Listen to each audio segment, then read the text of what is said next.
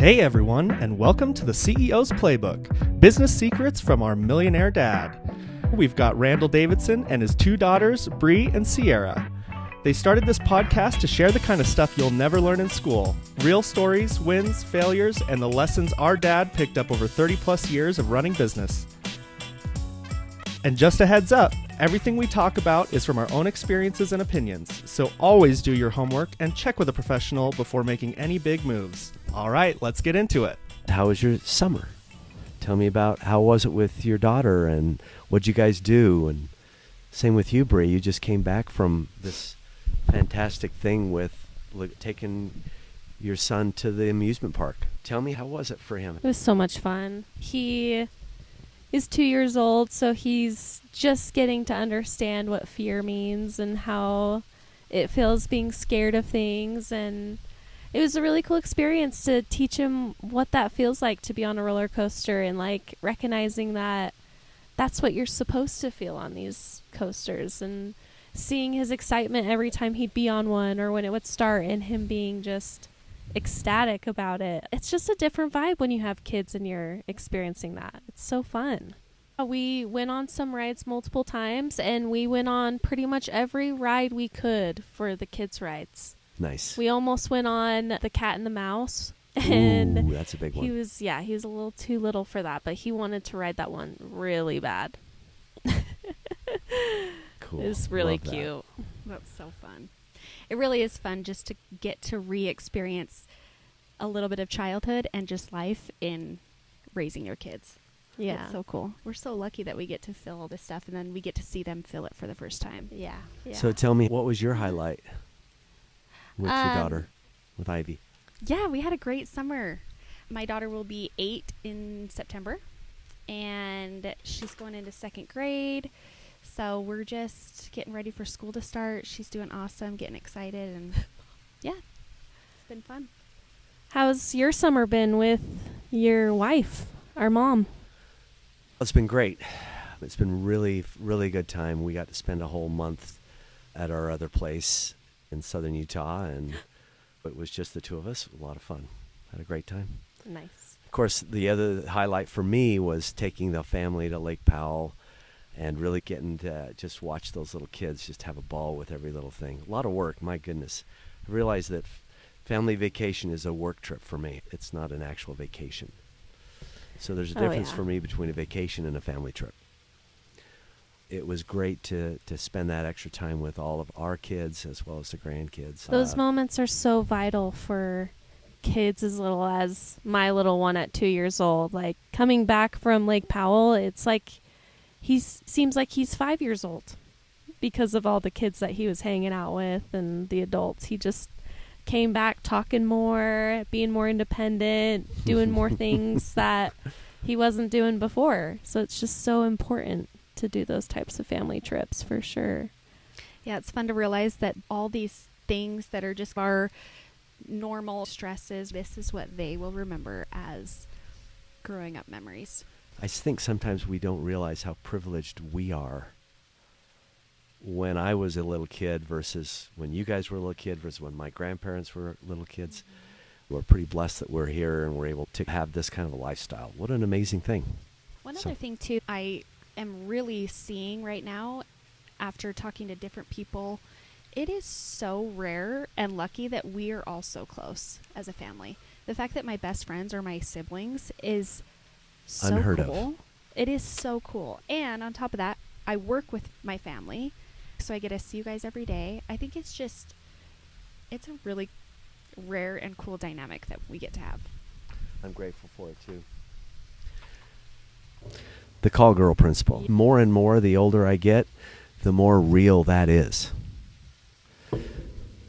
There was a time where we talked about the fact that time kills all deals. Yeah. And this would go along with that because it's the time factor is the challenge. So what the call girl principle is that the value of services greatly diminishes after the service is performed. And you say, well, I don't know how I feel about that. I'm sorry, it's a crude reference, but the fact is it is very, very true. The value of services greatly diminishes after the service is performed. Perfect example. You have a plumber come to your house. You've got a leak under the sink. It is constantly flowing. You've put maybe a bucket underneath, but you're stressed out. You've got to get it taken care of, so you call a plumber. You got to have the plumber today because it's got to be taken care of today. So he comes out. He says, well, I can see there's a leak here. It's going to cost $300 to fix it. You go, $300? Oh, my gosh. I need it fixed, and it's best that I get it done. So you say, great. He walks in. 2 minutes later, he uses his wrench, and he tightens it up, and he's ready to go. Got it fixed. It's all done.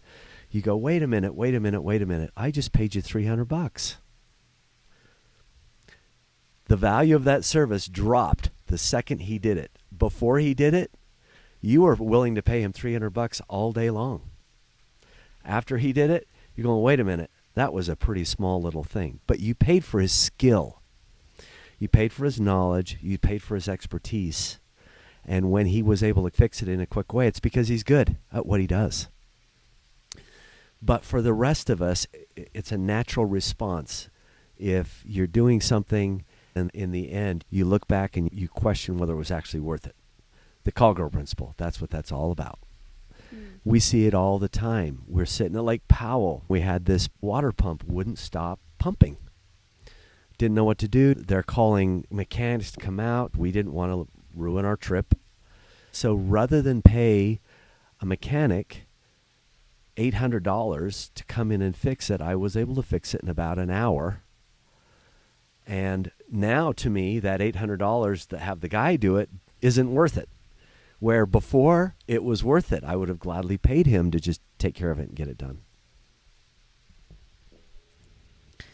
You've got to make sure that you structure what you're going to get paid in advance. Gotcha. What you're going to get paid in advance. How many times have we at the office had people say, oh, well, yeah, I want this much credit and credit lines or whatever. We go out and gather that information. They come back and say, oh, man, well, all you did was X, or all you did was Y. And they sometimes don't feel like it's worth it. The key thing, though, is you're giving them a service they needed. You're providing it in advance. And I'm just telling you, that can be anything from what we do to the plumber to any type of service that is getting done. And we encounter it all the time in the mentorship space. We encounter it all the time when people want refunds on their loans. Oh, yeah. And they're always going to say, oh, I didn't get out of it what I was expecting to get. It's the whole thing all comes down to the call girl principle. The moral of the story, structure up an amount that you're comfortable with, that you know they're comfortable with. Everybody's happy at the beginning. I think this is so important to understand and recognize as a new business owner too, because I think you can start losing confidence with what you're trying to do, especially when you do have people like that come through. I think sounds like every human being has that reflex of buying a product and then having this principle come through of, oh, I spent way more than what this is worth. And so I think it's just really important to recognize that this is just something that happens in business and figuring out how to navigate personal aspects of that, because you want to keep moving forward with what you're trying to do. I'm curious if also expanding on that, I'm just thinking of an example where I did have a plumber come to my house. I did not know how to fix my sink, whatever it was. Comes in, it was so quick. Hey, this will cost this much. Does it. It really was 5 minutes. But what he did was he talked to me. He created some sort of relationship. And then also is there anything else I can hurry and look at? Had him look at something else. So the value increased for me because of how he then handled the customer service, to where I was like, okay, I'll use him again. Just because of that. Now you're talking about the principle of adding value to your service. Yeah. When you're striking that deal up front, you've got to be cautious because you don't want to then have to justify your value forever. Mm-hmm. How many times do we do that? Oh, I did this and this for you, and so we end up justifying our services. On the other hand, if we're adding value, which is what you're talking about, he added value and made you feel comfortable because he took the extra time. Yeah. I think that it's important that you've got to find that balance, because adding the value is a very critical part when you're doing anything. I think where I'm really going with that is that if you understand the value of what the cogwheel principle is, then you can use that to your advantage. I want to make it so that you are so grateful that you're thanking me every time we talk. Mm-hmm. How do you handle a situation when a customer does have that complaint? You've got to have a contract in place. You've got to already have set together whatever you're both willing to do so that everybody knows up front. Just like we talked about contracts before. Just like we talked about partnerships. Mm-hmm. You've got to have the partnership put together in advance so that this guy doesn't say, oh, well, wait a minute, I'm doing all the work and you're not. Right? You got to set the expectation at the beginning, because by setting that expectation up front, then all of the rest of it kind of falls into place. So how do you feel confident in pricing your services to have it be accepted and then feel like it's fair? Does that, you know what I mean? Like, Yep. How do you make sure that you're pricing the right way, that your value is worth? So you got to find out what the market will bear. First thing to do is find out what other people are doing in the same space you're doing. Mm. What's the price they're charging? And then the other side of it is it's as easy as testing it.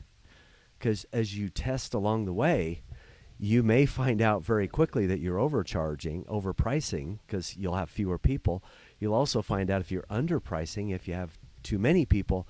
You've got to find that what the market will bear, because as we talked about, no margin, no mission, the fact is you've got to find a fair and happy medium where the client is very comfortable with it and you're comfortable doing it. Mm-hmm. I was in Las Vegas last weekend for some meetings that I had down there. The guy basically came to me and says, I've negotiated this great deal on whatever. And as soon as he negotiated it, the guys stopped working with me. And that tells you that if you beat them down too far and they're not making any money, they're not going to want to work with you. So you've got to be careful that you don't underpay somebody so that they end up doing because they have to, but they're doing it begrudgingly rather than wanting to or willingly.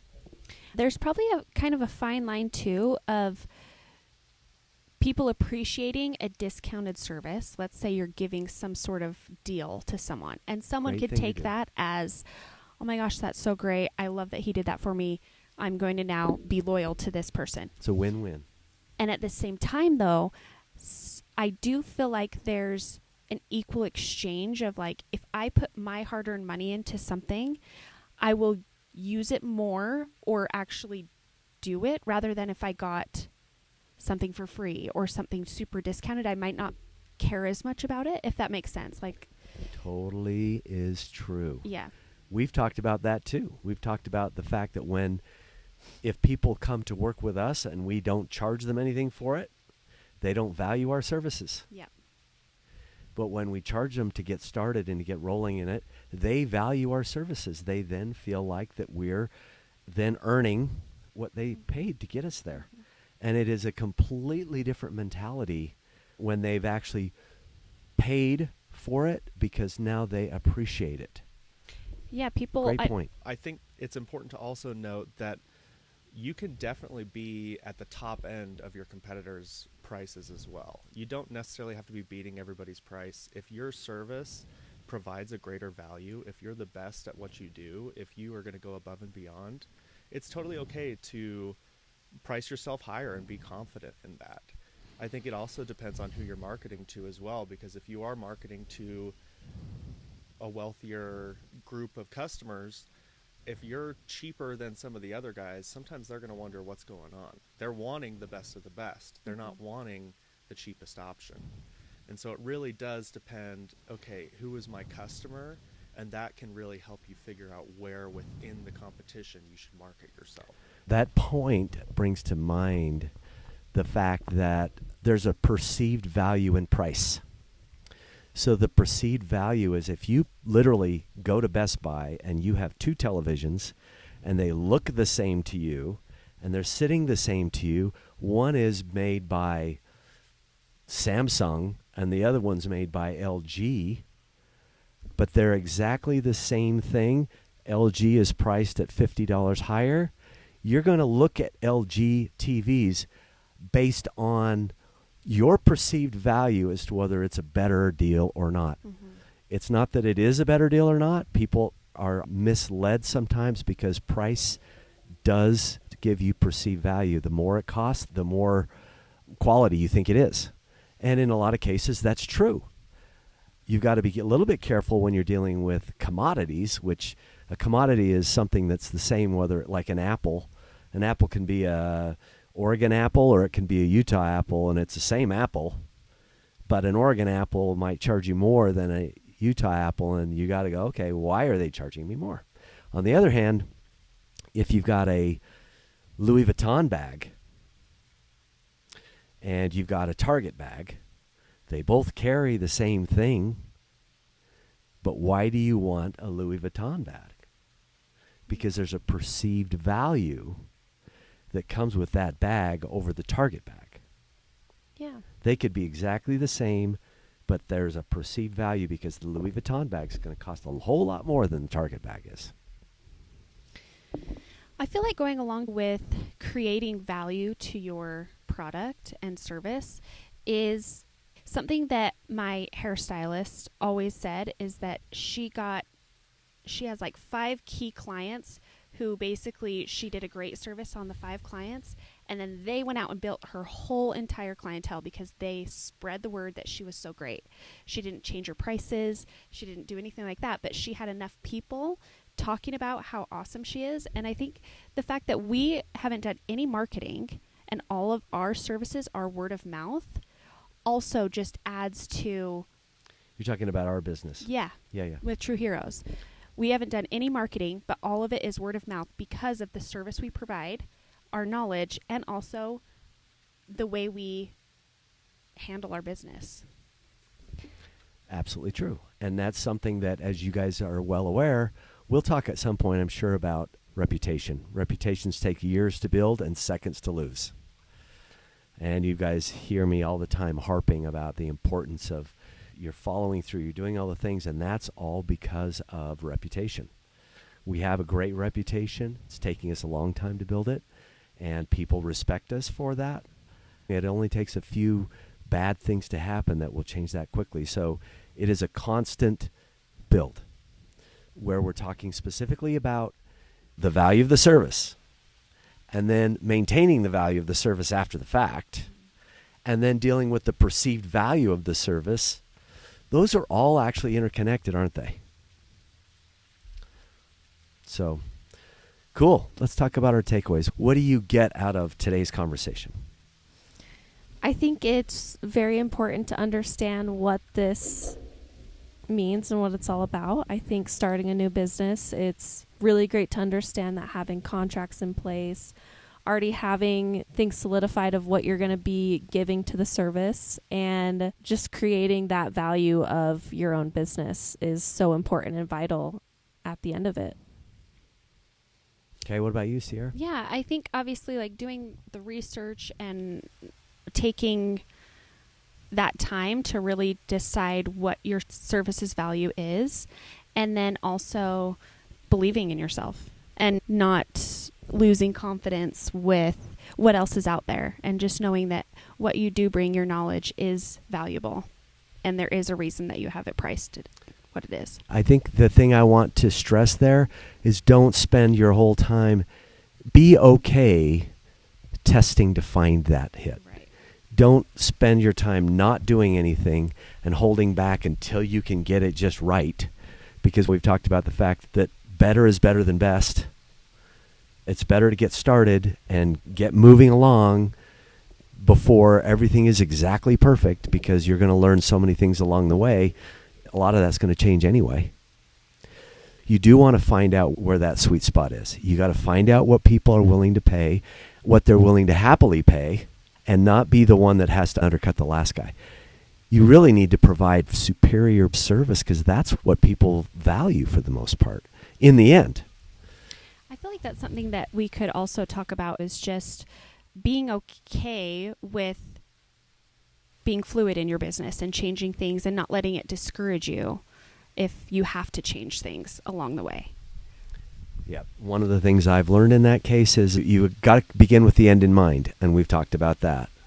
But that end in mind may change just a little bit here and there, and that's okay too. Those paths that you're taking, the paths have a tree in the way or a rock in the way, and you just have to move around the rocks, or you have to move the rocks.